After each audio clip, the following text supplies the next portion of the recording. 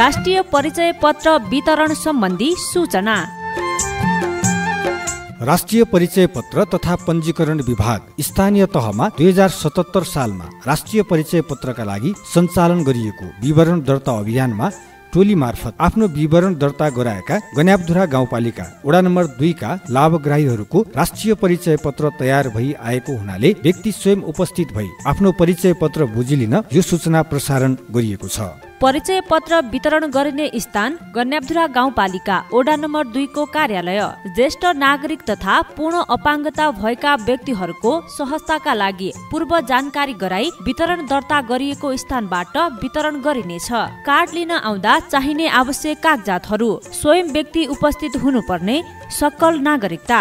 स्थानीय तहमा 2077 सालमा अभियान मार्फत विवरण संकलन गरी तयार गरिएका परिचय पत्रहरू मात्र वितरण गरिनेछन्। जिल्ला प्रशासन कार्यालय मार्फत विवरण संकलन गराएका लाभग्राहीहरूले जिल्ला प्रशासन कार्यालयबाट नै परिचय पत्र बुझिलिन हुन अनुरोध गरिन्छ।